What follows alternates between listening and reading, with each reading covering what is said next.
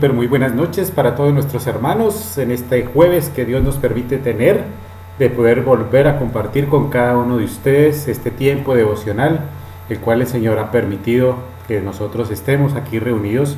Un saludo muy especial para todos aquellos que ya se conectan en esta noche con nosotros para esta transmisión. Sean todos bienvenidos y todos en unidad, todos en coinonía. Podemos rendir gratitud a nuestro buen Dios, a nuestro Padre Celestial, quien es el que nos da todo el sustento y toda esa protección que Él brinda constantemente. Quiero invitarles a todos nuestros hermanos que allí en sus casas puedan inclinar su rostro, puedan rendirse en total gratitud y honra a nuestro buen Dios. Amado Rey, Padre Celestial, damos gracias en esta noche, Señor, por todas tus bendiciones, por todo el amor que tú manifiestas a cada uno de nosotros, Señor. Gracias por permitirnos permanecer un día más en esta tierra, Señor. Gracias por permitirnos realizarnos como seres humanos, permitirnos estar en medio de nuestras actividades, gozarnos en medio de nuestras familias, pero también deleitarnos con tu palabra y poderla compartir con aquellas personas que se acercan, que nos piden de pronto algún consejo, alguna ayuda, y que a través de tu mensaje, de tu consejo, Señor, podemos también animarles a aquellas personas, Señor. Te damos toda la gloria y la honra a ti, Padre Celestial, por permitirnos también tener este espacio de poder compartir, de poder aprender, Señor, y en especial te pedimos a ti, Señor, que seas tú quien dirijas este tiempo, pero también te pedimos por aquellos hermanos que están pasando por dificultades de salud, Señor. Tú conoces a cada uno de ellos. Hemos estado orando constantemente por ellos, Señor, y te pedimos para que seas tú fortaleciéndoles en su ánimo, en su espíritu, en su cuerpo, Señor. Dales las herramientas que ellos necesitan para poderse levantar, Señor. Tú eres el Rey de Reyes y sabemos que tú puedes hacer cosas maravillosas, pero también dales a cada uno de ellos el entendimiento y el discernimiento, Señor, para comprender que solo dependen de ti, que dependen también de la ayuda que sus familiares pueden brindarle, Señor, y que tal vez hay momentos en que las fuerzas ya no dan más y que necesitamos que otras personas nos puedan sostener y cargar en aquellos momentos difíciles, Señor. Colocamos en tus manos también nuestra situación espiritual, los momentos que estamos atravesando difíciles, Señor, que llevamos y que cargamos a cuestas, Señor. Dejamos en tus manos también este tiempo de transición que se está viviendo en el país, el cargo que en estos pocos meses va a dejar el presidente actual y que va a recibir el nuevo presidente, Señor, también para que seas tú quien dirijas a este hombre, Señor, que le toques el corazón y que todo lo que él pueda hacer sea dirigido por ti, Señor, que sea dirigido no solamente con ese proyecto de animar, sino de poder sacar adelante este país en el beneficio de todo un pueblo, de toda una nación, Señor. Lo dejamos allí en tus manos a este hombre para que seas tú fortaleciéndole en todo tiempo y permitiéndole que todo el gabinete, todo el resto de los representantes políticos le permitan gobernar de la mejor manera, Señor. Dejamos también a nuestra iglesia, Casa de Oración, Señor, con el tiempo de crecer, no solamente espiritualmente, sino numéricamente, pero también que ellos puedan, como iglesia, entender cuál es el nivel de compromiso que debemos tener como comunidad. Señor, dejamos todo esto en tus manos y esperamos que seas tú quien dirijas todo este tiempo, Señor. En el nombre de tu Hijo Jesucristo oramos. Amén y amén. Bien, mis queridos hermanos, quiero invitarles en esta noche entonces a que vayamos directamente a uno de nuestros textos que tenemos en esta noche en el Nuevo Testamento. Vamos a ir a una carta muy particular, una carta que ya muchos de nosotros conocemos. Está en la carta después del Evangelio de Juan. Encontramos la carta de los Hechos de los Apóstoles, una carta muy particular porque en esta carta se nos muestra todo el desarrollo de la iglesia primitiva, cómo se formó y cómo fue desarrollándose esta iglesia primitiva. Y para los que ya conocen todo ese contexto, no solamente el desarrollo de la iglesia, sino también cómo se desarrolló la misión y cómo fue el crecimiento, la expansión del evangelio, el anunciar la palabra del Señor a todas las naciones, como lo había expresado allí Lucas, el autor de la carta de Hechos de los Apóstoles, nos va narrando toda esta historia. Pero en particular hay un capítulo, el capítulo 5, el cual vamos a trabajar en esta noche, y ese capítulo 5 nos trae algo muy especial porque allí vamos a encontrar a una pareja, dos esposos que están allí, que ustedes también ya de pronto lo recordarán. Estos hombres y esta mujer se llamaban Ananías y Zafira, una parejita que estaba allí entrando en la iglesia primitiva. Y si recordamos un poco atrás en el contexto, veíamos que la iglesia trabajaba, la iglesia se esforzaba por estar ayudando, por compartir las cosas, compartían en unidad, compartían en coinonía, y también se nos recuerda que ellos llegaban de acuerdo a sus necesidades. Algunos que podían o tenían la capacidad aportaban más para poder sustentar a los que estaban necesitados.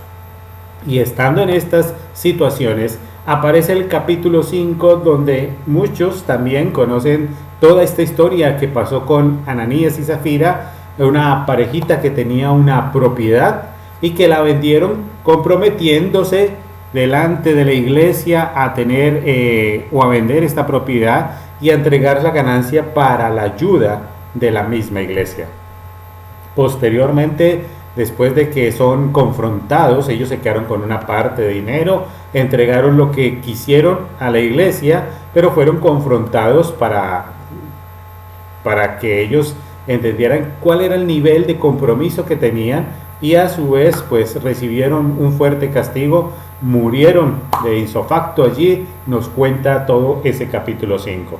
Así, a grandes rasgos, para poder entender lo que dice allí, si a usted le interesa saber qué fue lo que pasó, cómo murieron, qué les pasó allí, pues le invito a que usted estudie el capítulo 5 y sobre todo pues que lea toda la carta de Hechos de los Apóstoles, que es una narración muy interesante, muy importante.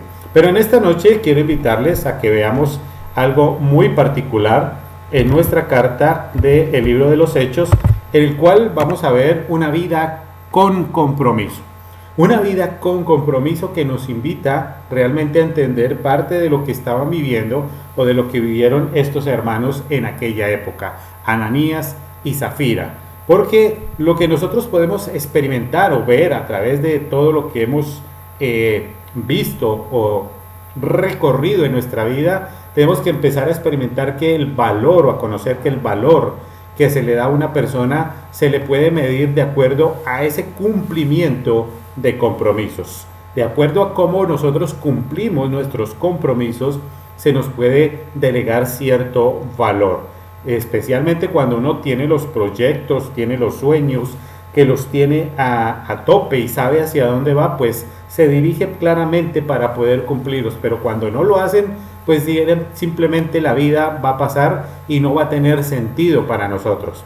En aquella época era muy importante este nivel de compromiso, pero también hace algunos años para nosotros también había un nivel de compromiso muy alto, y ese nivel de compromiso era medido a través de la palabra. En aquella época la palabra era tan importante, mucho más importante que poder firmar un documento, que llevarlo a una notaría y registrarlo allí, era mucho más importante. Habían padres, abuelos que registraban negocios grandísimos de dinero tan solo con el cumplimiento de la palabra. Mi palabra valía tanto que era muy importante y se podían hacer negocios importantísimos tan solo con la palabra. ¿Y qué decir de aquellas épocas cuando el hombre en el compromiso de ese cumplimiento también cumplía exactamente las citas, de pronto las citas amorosas, citas de trabajo, y eran muy cumplidos en ese tiempo? Hoy en día pues estamos llenos de banalidades, llenos de levedades, algo muy simple, muy relativo a lo que nosotros vivimos, y para la gente no es tan importante el sentido de comprometerse. No hay nada, no trasciende realmente ese sentido para poder elevarse allí. Cuando alguien intenta hablar de valores o cuando alguien intenta recordar la urbanidad de Carreño, suelen señalarle, algunos dirán, ¿y eso qué era? ¿Usted está loco? O lo empiezan a señalar y a hacer juzgamientos acerca de que se convirtió en fanático, quiere cambiar el mundo, pero se nos ha olvidado que aquellas cosas nos permitían vivir una vida con compromiso, una vida que nos permite a nosotros caminar en rectitud, caminar en justicia, caminar en equidad. Es muy importante, y sobre todo en estos tiempos que nosotros vivimos. En estos tiempos es muy fácil vivir cómodamente cuando estamos en medio o inmersos en el agua tibia. El agua tibia es muy rica y muy deliciosa, pero tiene sus problemas. Cuando estamos inmersos en el agua tibia, pues no estamos propensos a quemarnos, porque el agua tibia no quema, pero tampoco estamos propensos a congelarnos, porque el agua no se va a enfriar tan rápido. El agua tibia nos va a mantener en una quietud, en una calma, en un estado de confort que no nos va a permitir caminar, que no nos permite movernos ni proyectarnos hacia algo muy específico. Mucho menos nos va a permitir comprometernos con la palabra, ni comprometernos con nosotros mismos, ni con nuestro entorno. Por eso es muy importante tener una vida con compromiso. El libro de Apocalipsis, en su capítulo 3, los versículos 15 a 16, se nos habla algo relacionado con este tema de estar inmersos en el agua tibia. Dice allí, en el libro de Apocalipsis: yo conozco tus obras, que ni eres frío ni eres caliente. Ojalá fueses frío o caliente, pero en cuanto eres tibio y no frío ni caliente, te vomitaré de mi boca. Algo muy fuerte, muy contundente en estas palabras, porque el Señor nos invita a tomar una posición, no estar en la mitad ni para allí ni para acá, sino una posición contundente. O eres frío o eres caliente. Esto nos permite estar inmersos en medio de esta tibiez que tenemos nosotros, evitar comprometernos, evitar hacer cualquier tipo de compromisos, y nos limita en nuestra capacidad. Es tanto así que vemos a mucha gente que está trabajando constantemente, y sobre todo a finales de año, comienzo de año, cuando la gente se plantea o se pone compromisos, ideales y sueños, y llegan con propósitos, proyectos importantes. Pero cuando hacemos este tipo de proyectos, necesitamos conectarlos, no solamente con el corazón, sino con la mente y con nuestros sueños, para que de ahí en adelante empiecen a rodar.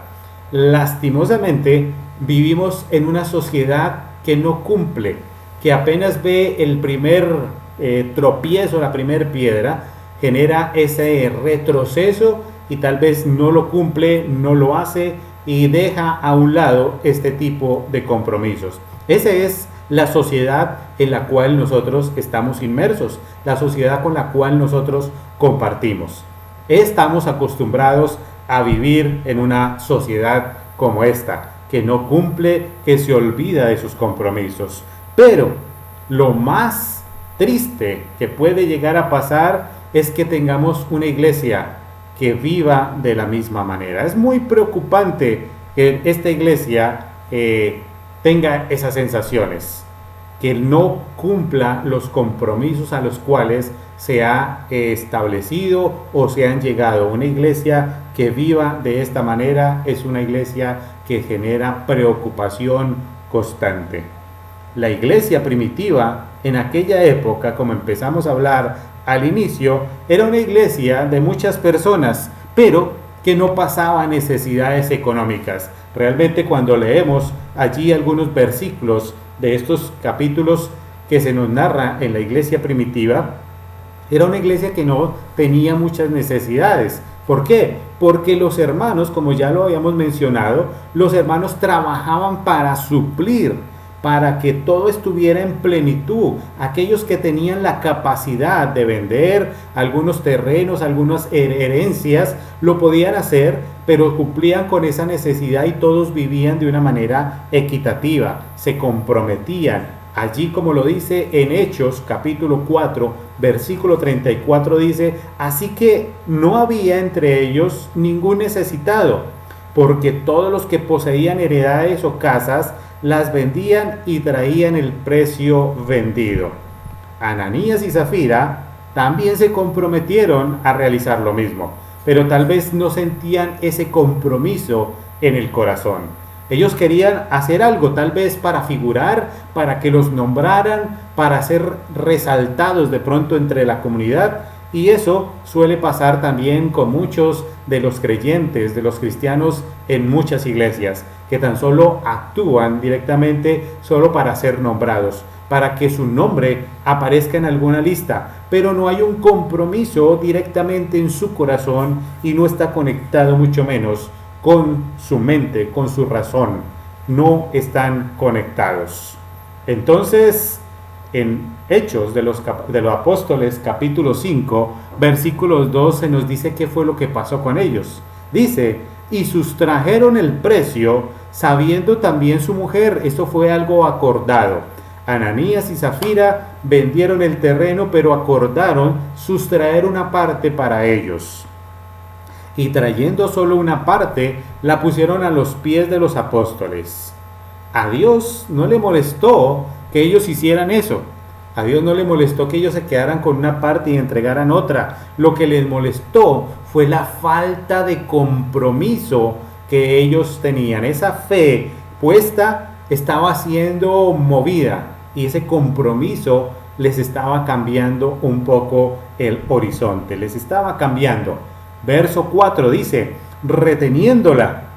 No se te quedaba para ti, hay una reprensión allí por parte de los apóstoles, dice, y tú tenías tu heredad reteniéndola, no era tuya de todas formas y la tenías allí, y si la vendías, la plata no estaba en tu poder. ¿Por qué pusiste esto en tu corazón? Lo cuestionan y le dicen a ellos, no has mentido a los hombres, sino a Dios.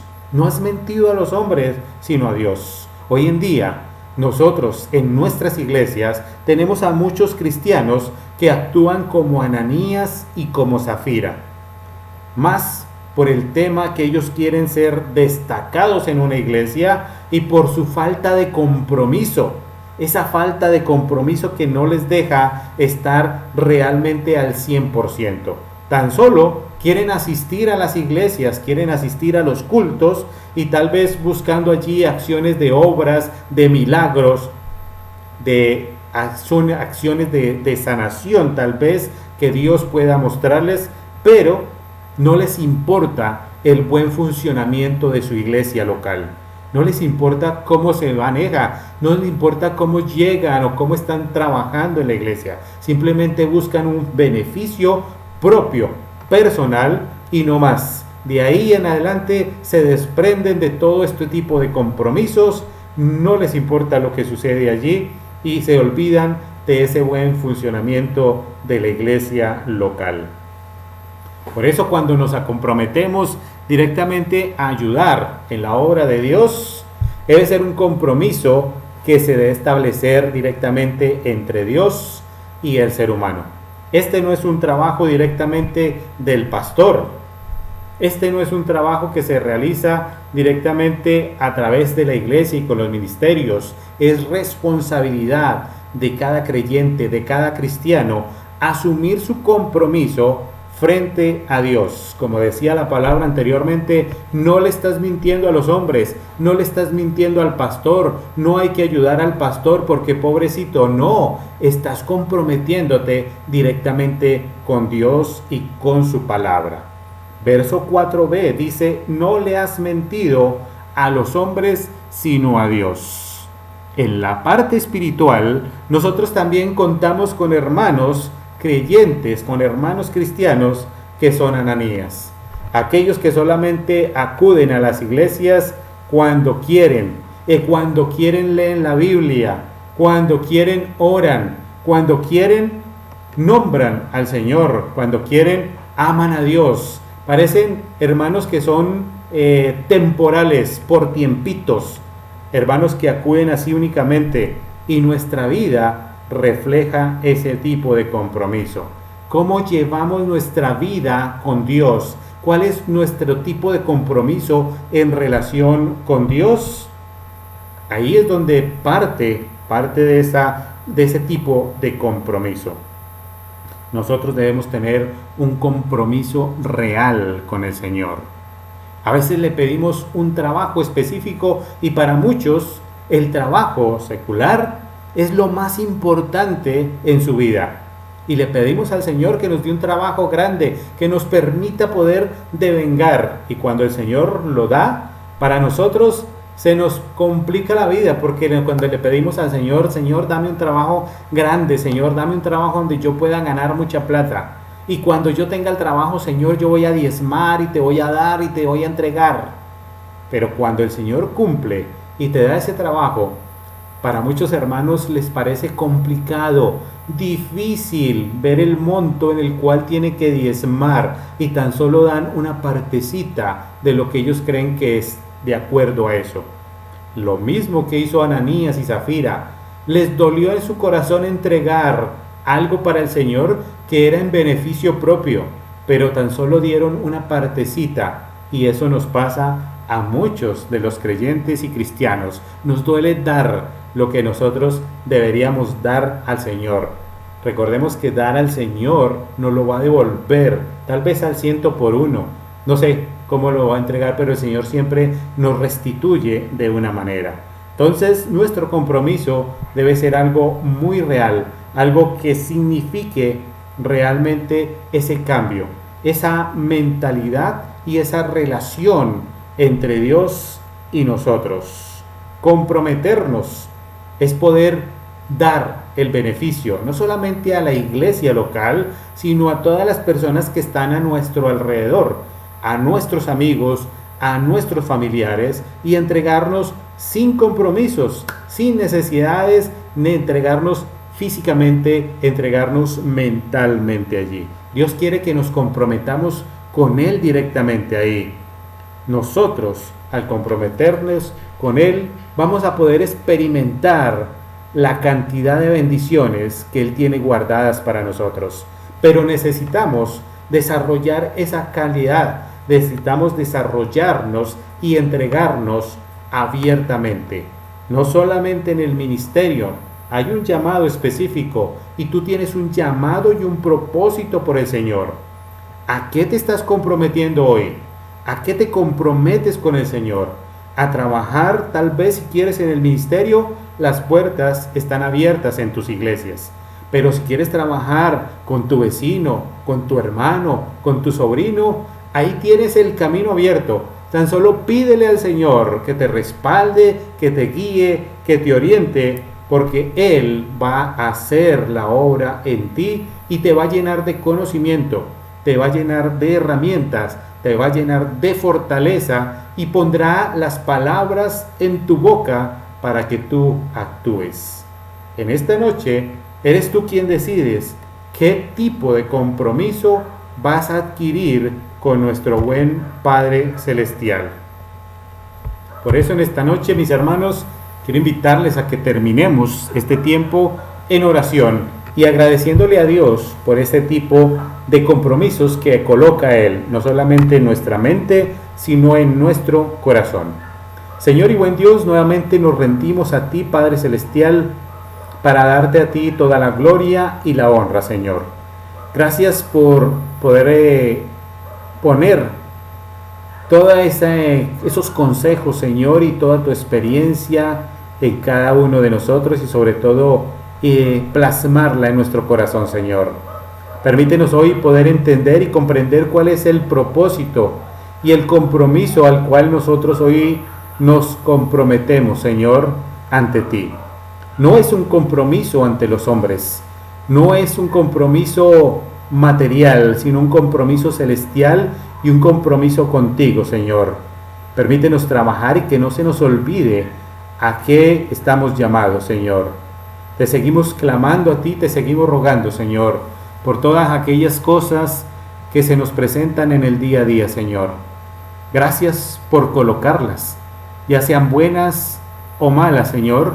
Tú las has puesto con un propósito y es la edificación de este cuerpo, Señor. La edificación de cada uno de nuestros hermanos y sobre todo levantarlos y perfeccionarlos. En el nombre de tu Hijo Jesucristo oramos. Amén y amén.